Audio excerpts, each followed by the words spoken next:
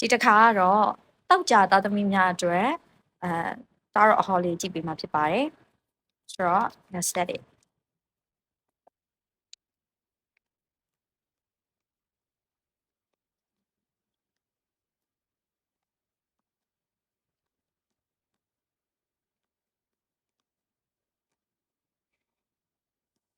okay hello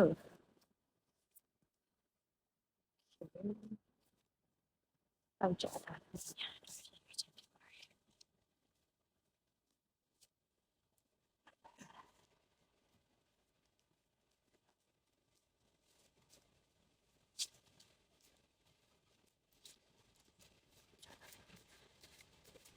ဖြစ်လာမှာလားတော့ပြောလာဖြစ်လာမှာ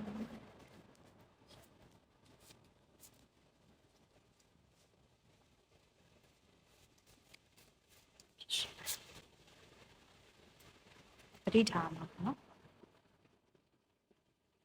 okay တောက်ကြသားသမီးများအတွက်ဆရာမအဟောလေးစတင်မှာဖြစ်ပါတယ်တောက်ကြသားသမီးတွေဟာဆိုလို့ရှိရင်ရှေ့ရက်ဒီတုန်းကအဆင်ပြေပြေနဲ့ဖြတ်တန်းလာနိုင်တာမျိုးတွေကိုတွေ့ရတယ်။နောက်ဆုံးဘယ်သူမှမလုံနိုင်အောင်ထင်ရင်တော့တယောက်တည်းကိုရင်ဆိုင်ကြော်ဖြတ်နိုင်နေဆိုတာမျိုးကိုတွေ့ရတယ်ပေါ့နော်။ဒါကတောက်ကြသားသမီးတွေရဲ့ဒီ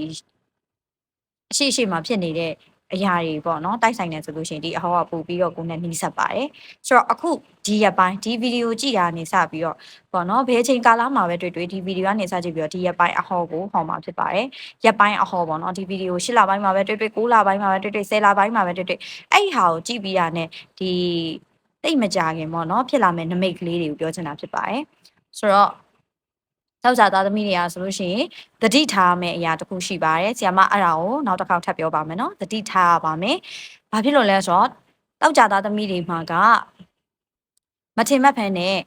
ကိစ္စတစ်ခုပေါ့နော်လုံနေတဲ့ကိစ္စတစ်ခုကကြံ့ကြာသွားတာမျိုးကြံ့ကြာသွားရင်ကြံ့ကြာမကြံ့ကြာလို့ရှိရင်ဇောက်ထိုးဖြစ်သွားမယ့်အနေအထားပေါ့နော်အဲ့လိုမျိုးအနေအထားတွေ့ပါတယ်အဲ့ဒီပြဿနာလေးကတော့နည်းနည်းကြီးရလို့တော့မြင်ပါတယ်เนาะအဲ့တော့ဘယ်ကိစ္စမဆိုလုပ်မယ်ဆိုလို့ရှိရင်တတိကြီးစွာလုပ်ဖို့ဆရာမကအတန်တန်မှာချင်ပါတယ်โอเคကြည့်ပေးလိုက်မယ်เนาะနောက်တစ်ခုရင်းဆိုင်ကြော်ဖြတ်နိုင်မလားဆိုတာလေးโอเคပို့ပြီးတော့တတိထိုင်တော့ပိုကောင်းတာပေါ့နော်ရင်ဆိုင်ကြော်ဖြတ်သွားနိုင်မယ်ဆိုရဲ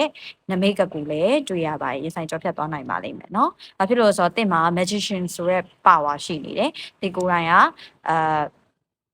create လုပ်နိုင်တယ်ပေါ့နော်ပြောရမယ်ဆိုရင်တိတ်ကိုယ်နိုင်ဖန်တီးနိုင်တယ်ပြဿနာတွေကိုလည်းဖန်တီးနိုင်တယ်လို့ trouble maker လည်းဖြစ်နိုင်တယ်လို့ပြဿနာတွေကိုဖြေရှင်းနိုင်တယ်ပြဿနာလည်းလုပ်နိုင်တယ်ပေါ့နော်ပြောချင်တာကတော့တင်ဘာလုပ်ချင်လဲတင်ကြိုက်တာလုပ်လို့ရတယ်ဆိုတော့တင်မှာ magician ဆိုရဲစွမ်းအားတစ်မျိုးရှိနေတာမဟုတ်လို့ပေါ့နော်အဲ့တော့ကိုယ့်ရဲ့စွမ်းအားကိုတည်သွားပြီဆိုလို့ရှိရင်ကောင်းတဲ့နေရာမှာပဲအသုံးချဖို့ပြောချင်ပါတယ်အဲ့ဒီကိစ္စဖြစ်သွားပြီးတာနဲ့ပေါ့နော်ပြန်ပြီးတော့အခြေအနေတွေပြန်ငြိမ်လာပါလိမ့်မယ်အဲ့ဒီပြဿနာကနေပြီးတော့သင်ခန်းစာတွေအများကြီးရှိပါတယ်ရင်းချက်သွားဖို့ပဲဖြစ်ဖြစ်အားအင်တစ်ခုပဲဖြစ်ဖြစ်ပေါ့နော်အဲ့ဒီသင်ခန်းစာခုနကတော့ဖြစ်လာတော့မဲ့ကြံ့ကြာတဲ့ကိစ္စဇောက်ထိုးဖြစ်မဲ့ကိစ္စတွေကနေပြီးတော့လုံးဝပေါ့နော်သင်ခန်းစာကြီးကြီးမားမားရမှာမျိုးဖြစ်တဲ့အတွက်တရားအိတ်ကနေပြီးတော့ဘယ်လိုပြောမလဲပိုမိုကောင်းမွန်သောစွမ်းအားအသစ်တွေတင်းစီမှာမမြင်ရသေးတဲ့စွမ်းအားတွေထွက်လာဖို့ရှိပါတယ်နောက်ပိုင်းမှာတင်ကအရင်ကထပ်ပို့ပြီးတော့ကိုလိုချင်တဲ့ target ကိုဖြည်းဖြည်းနဲ့မှန်မှန်ပဲသွားတော့မယ်ဆိုတဲ့နမိတ်ကိုလည်းတွေ့နေရပါတယ်ဖြည်းဖြည်းနဲ့လည်းမှန်မှန်သွားမယ်ပို့ပြီးတော့အရင်ကထပ်ပေါ့နော်အရင်ကထပ်ပို့ပြီးတော့တင်ကရင်းကြက်နဲ့ပို့ပြီးတော့ဆရာကြီးဖြစ်လာတယ်ပေါ့နော်ပြောရမယ်ဆိုလို့ရှင်တော့ပို့ပြီးတော့ဆရာကြီးဖြစ်လာတယ်ပို့ပြီးတော့ပိုင်နိုင်လာတယ်ပြဿနာတွေကိုဖြေရှင်းတဲ့နေရာမှာပိုင်နိုင်လာတာဆိုတာမျိုးတွေကိုတွေ့ရပါတယ်ပြီးွားရှင်တင်ုံလဲပေါ့နော်စောင့်ကြည့်နေတာရှိပါတယ်တင်ရောတင်ရဲ့ပတ်ဝန်းကျင်ကနေပြီးတော့စောင့်ကြည့်နေတယ်သူဘယ်လိုတွေဖြည့်ရှင်းမှလဲသူဘာတွေလုပ်နေတာလဲသူဘယ်လိုမျိုးတွေခြေလမ်းမားမှလဲစသဖြင့်ပေါ့နော်ကောင်းတာပဲဖြစ်ဖြစ်ဆိုးတာပဲဖြစ်စောင့်ကြည့်နေတဲ့သူတွေအများကြီးရှိနေတယ်အဲ့တော့တင်ကိုအထူးမှာချင်တာကတော့ဒီပြဿနာကြီးကြီးမားမားတက်ပြီဆိုရင်ခေါင်းကိုအေးအေးထားပါစိတ်လိုက်မာမာမလုပ်ပါနဲ့စိတ်လိုက်မာမာလုပ်လိုက်လို့ရှိရင်တင်ရရှိမဲ့အခွင့်အရေးတွေကိုလက်လွတ်သွားပါလိမ့်မယ်နော်အဲ့တော့ကိုယ့်ရဲ့ပြဿနာဖြေရှင်းပုံပေါ်မူတည်ပြီးတော့တင်ကပေါ့နော်ခုနပြောသွားတဲ့စွမ်းအားတွေဆရာကြီးဖြစ်မှာတွေပေါ့နော်အဲ့ဒီဟာတွေကိုတင်ရရှိမှာဖြစ်ပါတယ်ဆိုတော့ဒါကတော့တောက်ကြသားသမီးတွေအတွက်ဆရာမမြင်ရတဲ့နမိတ်ကလေးတွေဖြစ်ပါတယ်အဲ့တော့ အောင်မြင်ပါစေ